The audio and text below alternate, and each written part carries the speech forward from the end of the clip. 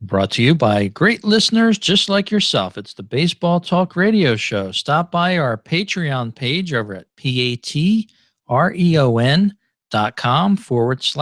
baseball talk, and you'll be able to subscribe to this show and help support us.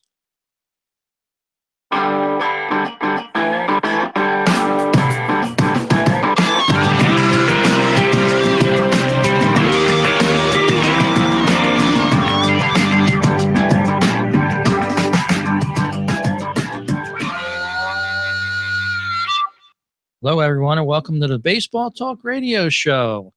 Opening day was just a couple days ago, and how are you, Mr. Gary Mack?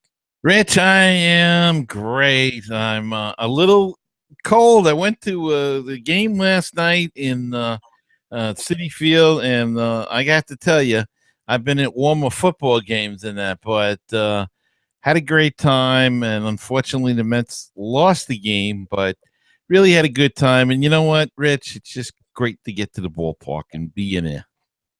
Yes, it is. Nothing like being at the ballpark. I know I've talked about MLB.TV, how nice it is to have that right in your living room, have maybe 4 games on the screen going on at any one time. But you can't beat the smells and the excitement of the ballpark as well. And as you said, it was a little cold last night at Citi Field, but I'm sure you had a wonderful time.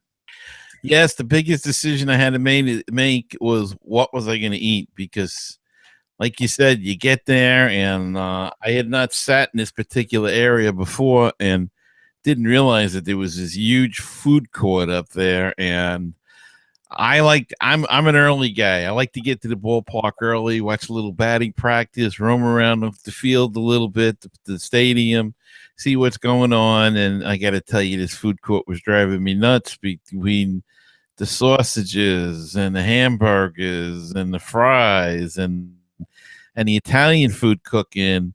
It was just crazy. And it was like, oh my God, can I just go from one booth to the other and have something? And but it's not cheap either. So and they had a very nice team store up there. It was really I really liked where I sat too. So it was a first for me being in this location, and I'm definitely going back there.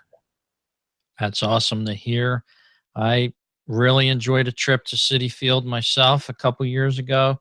I seem to remember the Caesars Club being walking through there and having a nice lunch there, and just a nice place to see a ball game.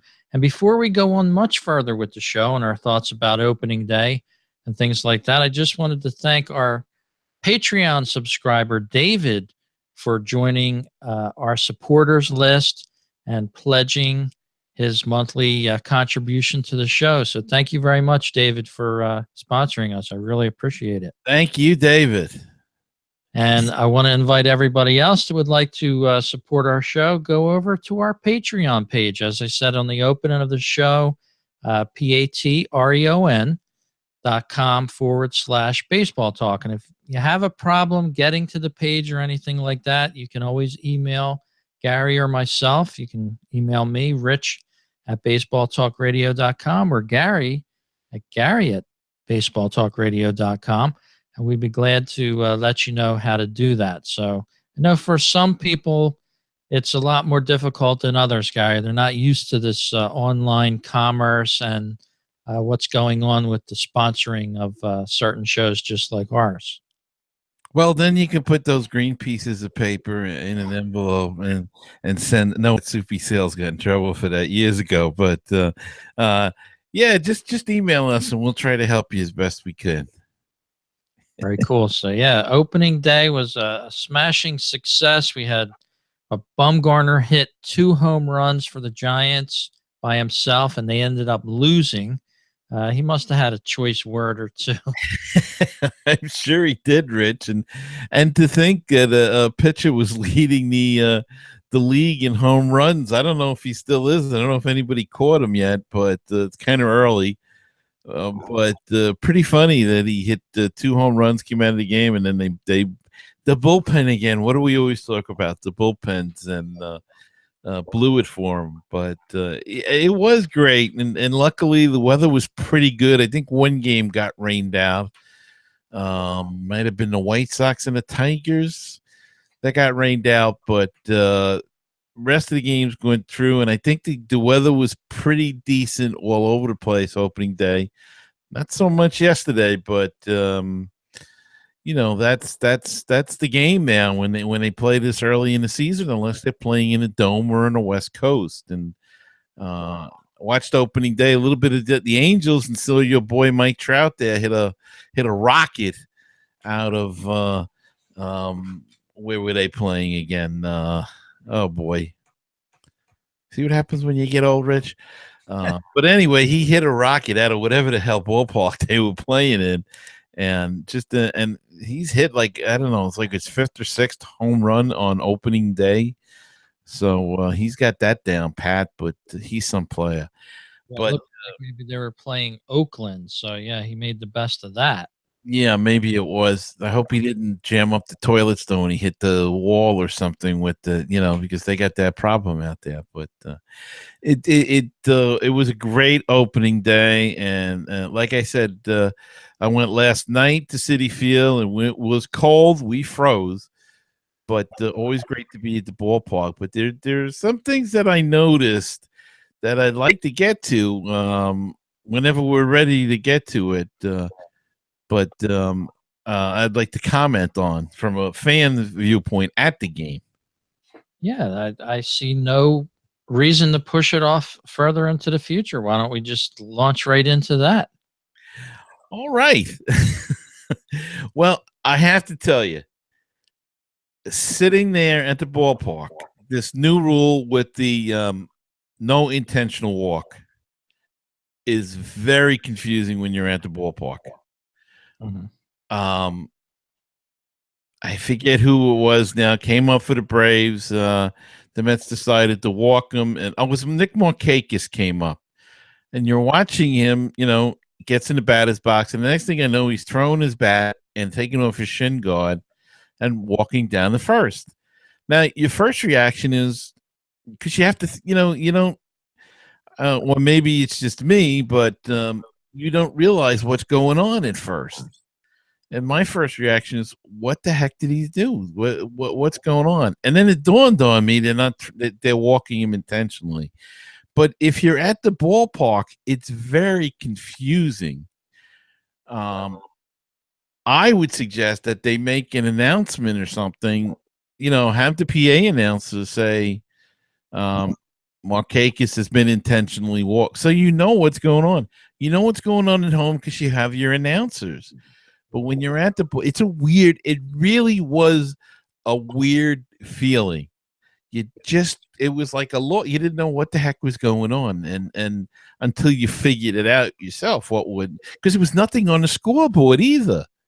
Now I don't know if that's a Mets fault, for not doing anything, but I think Major League Baseball should suggest that they at least put it on the scoreboard or have the PA guy make an announcement, and and I think that would make it easier. And the other thing I noticed that there was a 30-second clock ticking off in center field, Mhm. and I don't know if there might have been another. I was sitting behind home plate, so I really couldn't tell if there was one behind home plate. But my question was, if the pitcher's supposed to be deliver the pitch within 30 seconds, is that the new rule or something?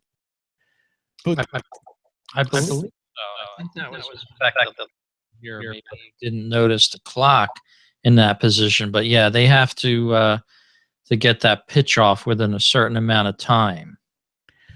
here's the thing, though. A couple of times I saw the batter didn't get in until there was like 1 second left on the clock. So how was he supposed to get the pitch? It was very confusing, and half the time I was watching that and I missed the pitch. But a few times I looked, and they were not getting these pitches in with the 30 seconds. But you know what? I don't know how much time it's. Like the no throw intentional walk, whatever you want to call it. Hmm. I don't know what did it say. 20 seconds in a 3 hour game. I mean, it really, I don't get it, and it just causes more confusion for the people at home. And I mean, I think they have to do something with that. And as far as the clock, it could be I just didn't notice it before, but I mean, so what happens if you don't get it off? What's the punishment? Do they give it a ball or? I think the umpire can make it a designation. I don't have the exact rule handy right now, but yeah, I think the umpire can either call a ball or award a base. I think it would be a ball, though. Well, I can say they weren't doing anything last night with that. So, and it was cold, so maybe that had something to do with it as well.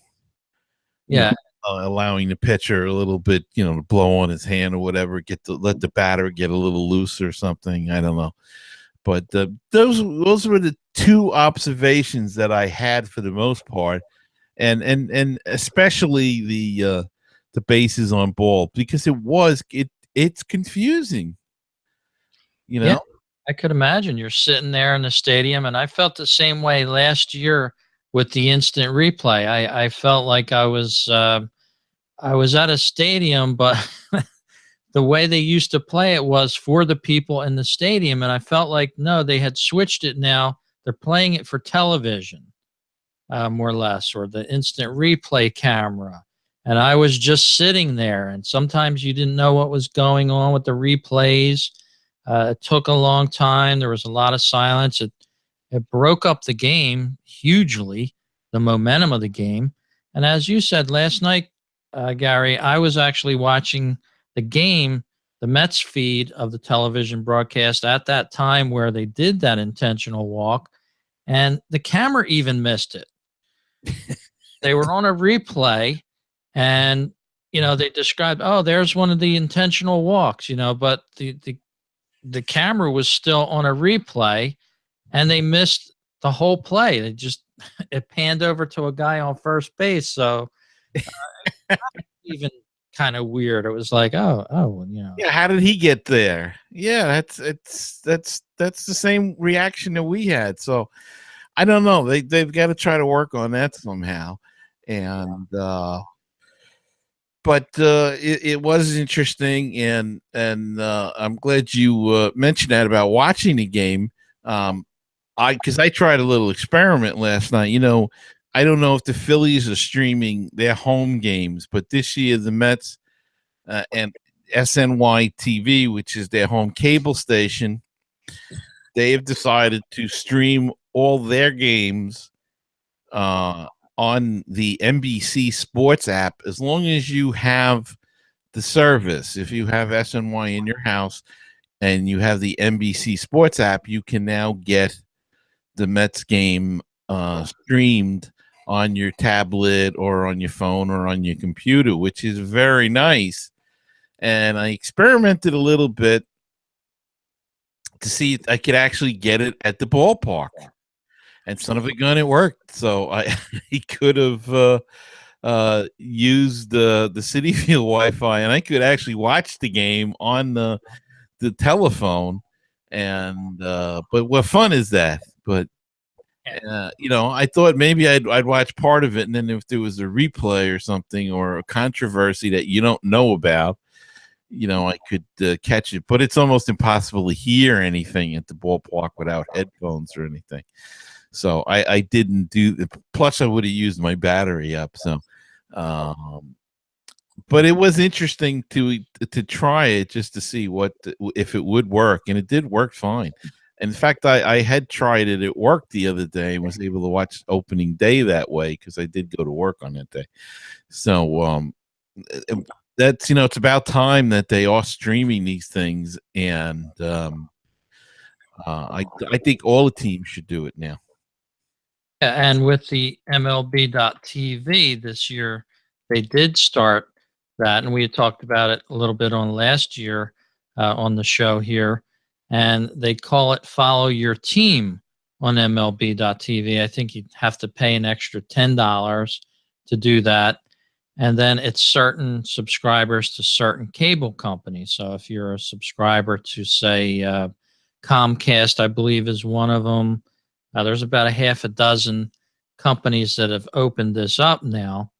And if you pay that extra $10 on top of your subscription fee, of course, you're going to be able to watch your in market games as well. If you subscribe to like Yeah, Comcast at home, right. whatever happens to be your cable company, there's about a half dozen that have signed on to this now. So I haven't yet tested it out, but it certainly seems like MLB.TV is on the forefront of that, and they even have a single team um, program where you can watch your uh, own single team that you'd want to watch on the road, and then add this $10 upgrade to it for I think it's about $100. So, but for another $15, you can add every game. So Yeah, so you might as well do that if you're going to do it at all. yeah, so interesting as you said, and it's sort of like baseball catching up with the times. A lot of people have left their televisions behind. They watch a lot of things on tablets and Exactly. things like that. Yeah, a lot of consumption's done now on phones and tablets and stuff because we live a busy life. So it's great now that I I probably shouldn't say this, but I could be at work watching a afternoon ball game now if Yeah, the Mets are playing. So wouldn't. I'm still doing my work. I'm still doing. I got my little TV, my little phone there, propped up, and checking it out, and so and it's great that you can do that. Yes, it is. Well, I just wanted to let our listeners know that this broadcast will also include our picks. One of our listeners wrote us the last week and included some of his picks. So maybe we'll toss a few of those picks onto the show as well. And we had that great guest last week, Mr. Bach, talking about his career, writing about baseball and other great sports. And Gary, right after we spoke with him, I think the next day or so, I read an interesting article in New York Newsday online that he penned about the Oakland Raiders moving to Las Vegas. So still in the mix, Mr. Bach is. Yeah, he certainly is, and he's covered 30 or so World Series, and he's been around, and he was an interesting guest, and a very good guest, and can't wait to get a hold of the book and check it out because it sounds like a good another great baseball book. And I gotta start bringing some of these when I go to the ballpark early, so I can sit and read a little bit and enjoy some of them. Yeah, well, there's always those food stands and other things keep you occupied a little bit around the stadium. Not much time for reading around. Well, what was the hard part about it was that I it was a group I went with, and we got a giveaway. We got a hat and a jersey as a giveaway for being in this group and all. And we were meeting at he told us to meet it by this food court because they have picnic tables there too, so you can sit and eat. It's really quite a nice setup. And of course, so we're sitting there waiting for him to come. He took a little longer than we thought because he had it was 41 people actually that we had in this group last night. So it was a great group of Boardwalk Battalion, and so sitting there waiting for the guy to come with the shirts and the hats and smelling their food. And luckily at that time it was still the sun was out, so it was a very nice, a lovely evening until the sun went down. And then we got cold. But seeing smelling those foods was just, I got to tell you, it was just something. And then, of course, right by us, right where we're sitting, was a fried dough and zeppoli stand with with deep fried Oreos in it. I did manage to avoid that. That's a good thing. Oh, but the smell's rich. The smell. And before we go on too much further and forget about this, I know in the New York area there was a hilarious story about Frank the Mets fan. If you live Oh yeah. of the country or somewhere around the world and you listen to our show, you might not have heard this story. So, Gary, why don't you explain it a little bit for our listeners if they didn't happen to see it? Well, apparently, what happened was there was a massive derailment in or around Penn Station of the New Jersey Transit line coming in on Monday, and this blocked up a lot of people coming from Jersey to see the game. And this one individual, Frank, the irate Met fan, some people talking about, and oddly enough, he's a friend of mine on Facebook. I don't really know him, but he requested a friend, and he was a Met fan, so I befriended him, and in fact, I think I've talked to him on Facebook a couple of times, but he just happened to be the guy. The NBC News, I think, was really the first one to start to interview him, and he went off on a rant and talking about the incompetence of New Jersey Transit. First, they tell you to go to this gate. It's online. I mean, you can see it. Just go put in Frank the Angry Met Fan, and I'm sure something will come up. Well, Rich, that video went viral, and this guy has had his 2 days of fame. Never mind 15 minutes. Yesterday, I believe he was limoed to MLB Network, and they interviewed him there, and then Fox interviewed him for their show with Kevin Burkhardt and Alex Rodriguez and Frank Thomas. This guy's talking to the bigwigs, and it's just he's been all over the place. He had a picture on Facebook of a gift basket that he got from Excedrin with the Excedrin pills in it, and aspirin or whatever, Excedrin painkillers, and other paraphernalia, or Mets keychain and a baseball and all kinds of stuff in there. So he has made. I said somebody's going to give this guy a talk show or a reality show next. Yeah, believe it or not, I don't know if you heard this part. Excedrin has sponsored him on Friday. They're going to have a private car pick him up, take him to the stadium. Friday's game with the Mets, and free tickets, of course. Some more Excedrin, as you said. Going to treat him. So now he'll need the Excedrin for the automobile traffic. Well, he's going to be driven in now. They're going to have a hired car for him. Yeah, but that doesn't get you through the traffic jam any quicker. Believe me.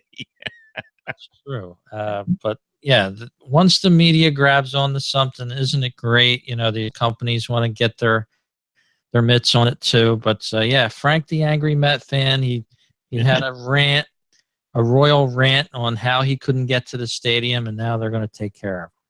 Yeah, and if we could be that lucky, Rich. Yeah, we got to do an angry rant here about something. Maybe it'll go viral, and they'll be taking care of us, have us, and we just want the publicity for the show. We don't care. That's it. I turned out I am not going to opening day for the Phillies. I had a change in plans late, but as you said, I'm going to avoid some of that chilly weather as well. Supposed to be a little chilly on opening day in Philadelphia on Friday. A little windy as well. So hope everybody has a great time there. I will be catching up with the team throughout the month. Possibly, I'm still considering that whole month program for $50. I can't beat that deal. Is that just for April? It's just for April, and believe it or not, I think it expires tonight. So if you don't jump on board by tonight, you don't get this deal. But yeah, it's for every home game, and it's $50 for the whole month. per seat. So if you can get to essentially 3 games, you've made your money back, right? Yeah, and then some. Actually, with one game, you're gonna make your money back with certain seats. Oh, okay. The rest will be gravy, as they say. Yeah, and you know what'll happen? There'll be some people that'll go, like, to every game. Yep. And if you're one of those people out there, can you please write us and tell us how you can afford to do that? N With the parking and all the cheap eats that they have. and the not getting out of work. What do you do for a living so you can do that? And, well, you know what? If you, I don't know if I should tell. Yeah, it's a clean story, but uh, I I I went to a game one day with a friend, this guy I knew, and first time I went to a game with him, and I'm sitting there, we're watching a game, and blah blah blah. Now I know he does go to a lot of games in a year. Uh-huh. And I'm talking. Oh, I'm talking. I think one year he went to between minor league games and Mets games. He must have went to 100 games. I mean, he goes a lot. Um, but all of a sudden, he whips out of his bag. He takes out a loaf of bread, Uh-huh. and this was enough to pique my curiosity. So I'm watching him take out this loaf of bread. He takes out a couple slices of bread, puts the loaf of bread back in, fishing around the backpack there, pulls out a jar of peanut butter. Now, when I say a jar, I'm not talking about one of them little jars. I'm talking about the super economy special, The 2-pounder. like that. And then pulls out a plastic knife and proceeded to make himself a peanut butter sandwich. Now, I would have really flipped out if he pulled out jelly, but no jelly. And I said to him, I said, I can't. I said, they let you in with that. I can't believe they let you in a loaf of bread, and we're talking about a loaf of bread. Size loaf. Yeah. And his answer to me was, I go to so many games, I'm not going to pay the prices for this food, so I bring my own food. And now, when I had season tickets, we would do the same thing once in a while. Of course, I'm talking about 30 years ago, so most of the money went for the beer. Right. And once in a while, we'd get some food, but we would bring. Well, we were crazy. I mean, we would get there really early, and then because for some reason the parking lots used to be open early. Now they're not as opened as early anymore, but they used to open up the parking lots, and we would get there early and tailgate. And then, or if we didn't tailgate, we'd get a big long hero or something in a deli and go to the game and sneak that in and eat that. But I had never seen anybody bring peanut butter and a loaf of bread and make a peanut butter sandwich in it, and it was one of the funniest things I ever saw. So, if you go to a lot of games, you find you don't buy the food after a while. You just you bring your food and you save money there. But to me, it's more the time, how you get the time off from work. And look, I'll admit it. I went to the game last night and I was beat up today. Sure. My shoulders hurt, my back hurt. Sitting in them, they're not the most comfortable seats in the world. All that being said, though, it still is wonderful to go to the ballpark, and I did have fun. That's great to hear. That's what we like to come away with from our experiences with baseball, going out to the stadiums and all that jazz. Well, we're going to take a little break on the program here, come back in a minute and a half or two, and give you some of the picks and our closing thoughts about opening day for 2017 right after this message from our sponsors here on Baseball Talk Radio, the Baseball Talk Radio Show. We want to thank all of our listeners for listening to the Baseball Talk Radio Show. To get in contact with us is easy. You can reach me at rich@baseballtalkradio.com, or you can reach Gary at baseballtalkradio.com. You can send us an email or a voicemail. We'd be glad to get it on the program. Follow us on Facebook and Twitter. Go to our website, mlbthisweek.com, and you can find the links to those areas. On Twitter, we're at MLB This Week. So give us a follow there, and you'll get the latest updates and news from this podcast on when we're doing our shows and our opinions in the world of baseball. And Rich, I'd like to tell the people that they can hear this show as well as your show, Phillies Talk, and my show, Mets Musings, on the baseballtalkradio.com website. And you can listen to over 30 podcasts about baseball, the game. A lot of them cover individual teams, and but everything's covered there. There's a fantasy sports, a fantasy baseball site. There's a Japanese baseball site. The Baseball PhD was an interesting character. He's there, and he's on there, and just everything you want about baseball is at baseballtalkradio.com, the home of great baseball talk shows. Yes, sir, Gary. Just check it out, baseballtalkradio.com. More shows being added every day, so check it out, baseballtalkradio.com.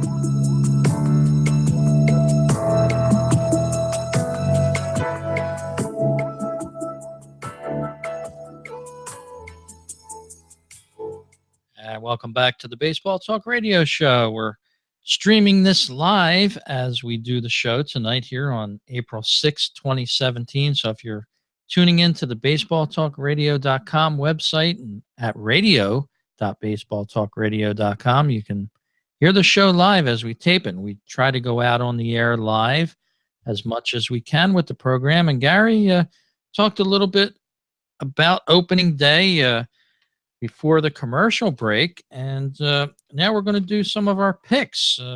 What a great time to do that, and we almost ran out of time to do our picks because the season already started. Yeah. Well, we had a great guest and last week, and really didn't get to it. So I guess we should get to it this week, Rich. So you want to start? You want me to start, or and I've got Jeff from Long Island, as you said, sent us an email with some his picks. So his picks are actually the same as mine, pretty much.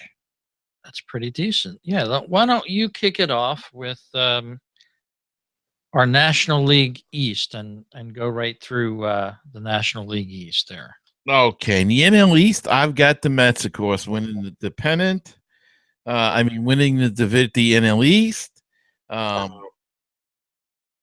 And I've got the Cubbies winning the NL Central, and I've got the Giants winning the NL West. Because it's an odd year, maybe. That could be. And the wild card, I have the Nationals and the Cardinals. Oh, very interesting with those Cardinals as a pick. Yes, that's my National League. Now let's follow up. I think I'll make my picks with the National League. Okay. Everything that your wild cards as well. The National League East, I like the Nationals to take the NL East over in the Central. I don't think you can argue with the Cubs being the top pick there. And out west, I'm going to go with the LA Dodgers. I think they've been a team that you haven't seen much in the postseason, but certainly one that will probably make it again to the postseason this year. My two wild cards for the National League are the Mets and the Giants. So we're all around this with our picks, Gary. Yeah. And Jeff's picks are the Mets, Cubs, and Giants, pretty much similar for the division winners, and he's picking the Nationals and the Dodgers. So we all have pretty much the same grouping of teams more or less. I left the Dodgers out and added the Cards. Um, and you and Jeff have the Dodgers in there. So, but the grouping of the Mets, the Nationals, the Cubs, and the Giants all seem to be pretty similar. Yeah, I don't think there's going to be a surprise there, but you never know. It is baseball. Of course, yeah. Why don't you take your American League picks? Well, all right, Rich. In the AL East, I've got the Blue Jays. In the AL Central, I'm going with those Cleveland Indians to repeat. And out west, I'm going with the Rangers. Oh, very interesting there. I like the Rangers, but I think they've disappointed in the last couple seasons. Yeah, I kind of agree. But you know what?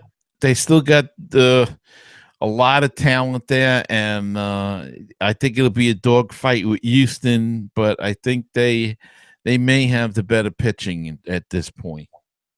All right, and your wild cards? Wild cards are the Astros and the Mariners.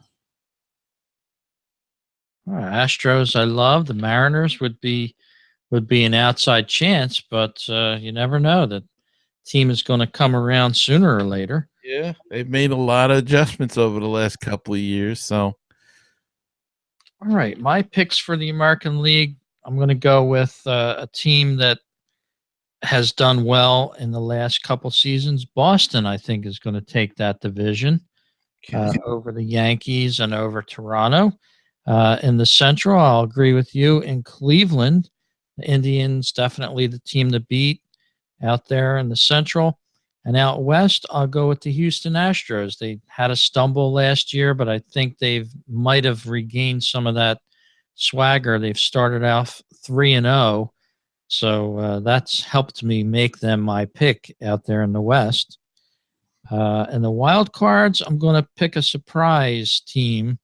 The Baltimore Orioles, I think, is going to give a little tussle out there, possibly. And here's another surprise pick for a wild card: the Minnesota Twins.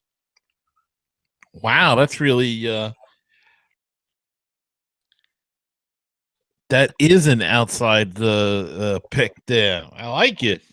It's out on a limb. I know Frank Conti, if he's listening to the program, he's an avid podcaster, and he's moved up into the Twins press box, covering them and along with his podcast. So, Frank, I'm picking the Twins.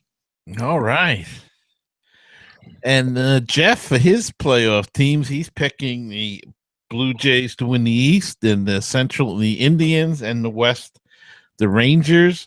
And his wild card teams are the Red Sox and the Mariners. So he's agreeing with me on the Mariners, at least. And he's going with the Red Sox as the other wild card team.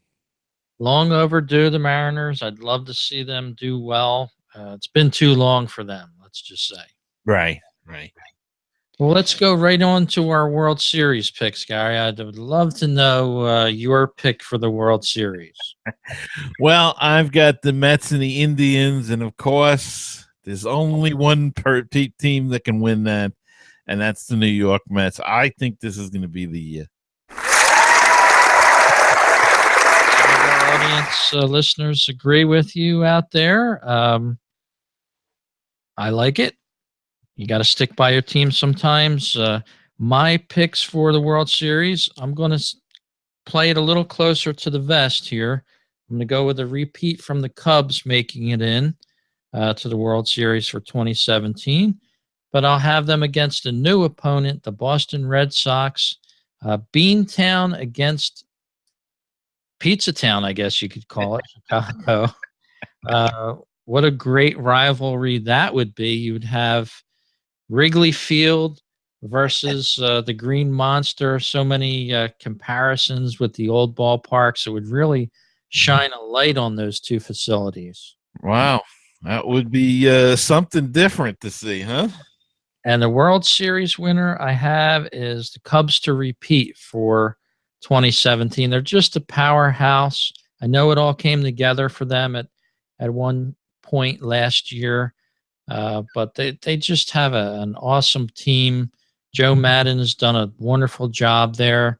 I wish the Phillies could have got a Joe Madden. We'd be talking about playoffs in Philadelphia if we did. Uh, Pete Mackanin, nothing against him, but Joe is the man. And Jeff's pick for the World Series, I'll cover that, is the New York Mets. Of course, he's a Mets fan over the Texas Rangers. And he says it's no surprise that he's picking the Mets. So, Jeff, I hope you're right there, and other Met fans do as well. I know Gary hopes you're right. I certainly do, Rich. And then any thoughts on a Cy Young or MVP candidates? Oh, I haven't even went there with that, but I'll have to pick the usual suspects, your Bumgardners, your Ariettas again. I just think they're in their prime now. They're in their upper echelon parts of their careers. Um, it could be either one of those guys. Chris Bryant for MVP. Maybe he'll repeat. I don't know. We'll have to see. Interesting if he does. He's had a little cold start, and of course, a lot of players start off cold in April because it's cold out. Yeah. So I think the best players are going to probably stay in their rankings. Let's see if Mike Trout can do it again over there in the American League for MVP. Well, that's my pick for AL MVP is Mike Trout, and I've got Chris Bryant repeating as NL MVP. My Cy Young's a little bit different. I've got Dallas Keuchel in the American League, and in the National League, it's got to be one guy. It's Thor. Noah Syndergaard wins the Cy Young this year. So Raising the hammer, Thor. the mighty Thor will win the Cy Young this year. I'm very glad you said that. Be looking forward to seeing more of his starts. He really had a great first start there. And you have Jacob DeGrom as well, and the Dark Knight, Matt Harvey as well. So you guys still have three legitimate aces. And if everything were to work right, I think you and Jeff could be on to something there with your picks. It's the whole health issue. The pitches can stay healthy. And by the way, little update if anybody's interested in a Met game tonight, it is 5-2 Mets in the seventh. Matt Harvey went 6 2/3 innings.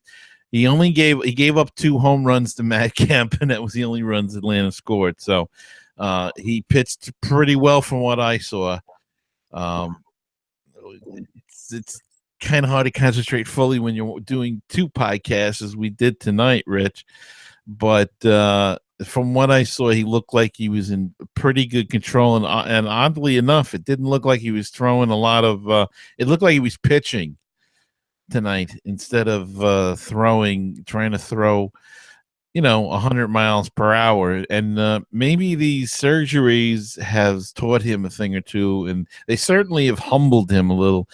Maybe they've taught him a little thing about pitching, and that could be very frightening because in the warm weather, if he gets his velocity back, and not that he doesn't have it now, but in the cold weather, maybe you don't want to push it, and you get in that warm weather, and if he's got braking stuff working, everything working, that could be, as you said, this could be 3 aces, and we're going to see another first round draft pick tomorrow night in Zach Wheeler. So but it's the same for any team, Rich. It's the health issue, and if they stay healthy, there could be something special there. Yes, indeed. Well, we'll have to keep our eye on it all season for you.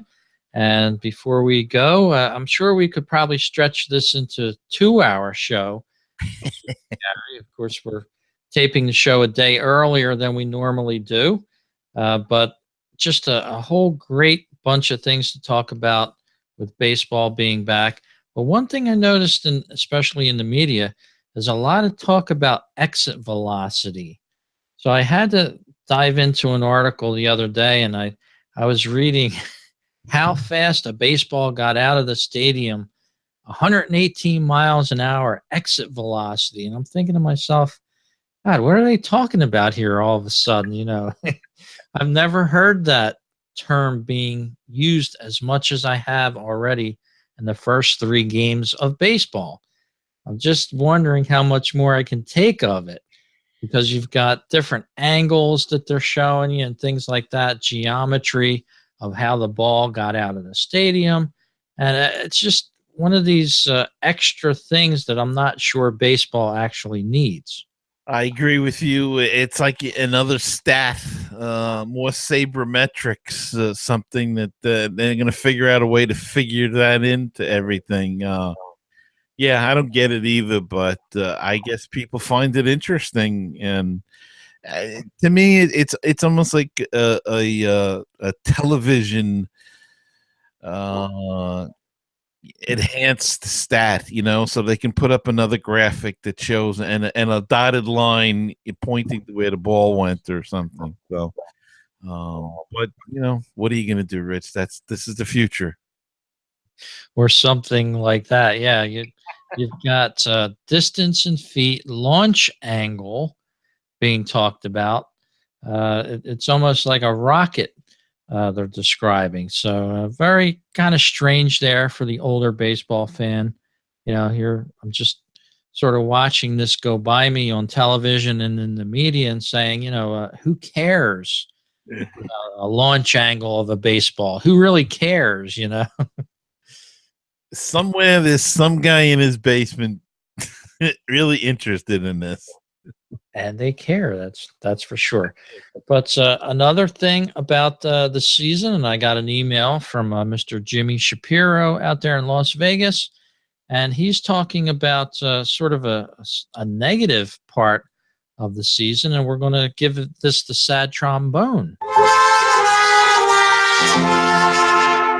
And he emailed me with the odds from Vegas on who will be the first manager fired in the 2017 season. Yes, they do take bets out there in Las Vegas on this. And the top favored manager to be fired first is from the Pittsburgh Pirates, Clint Hurdle. He's at a 7-2 odds, followed by Brian Price over there in Cincinnati. The Phillies played them this week. They're 2-1 now, so maybe he's bought a little time there. You'll get 4-1 odds on him in Vegas. And believe it or not, Gary, Mike Scioscia finally up on the firing lines out there in LA with the Los Angeles Angels of Anaheim. He's 5-1. So there's your top three managers, first to be fired possibly in the 2017 season. Interesting that, yes, they do take bets on this. I'm kind of surprised at all three of those picks. I just and I'll give you my reasons. Clint Hurdle seems to be an institution there in Pittsburgh now, and I know that the last couple of years weren't good, but don't forget when he came, they were nothing, and he built them into a playoff team for 2 or 3 years, and who knows, they may be good again this year. So that's a surprise. Price in Cincinnati, they knew he was going to get a bad team. So I'm surprised they would even consider firing him, at this point, another rebuilding team.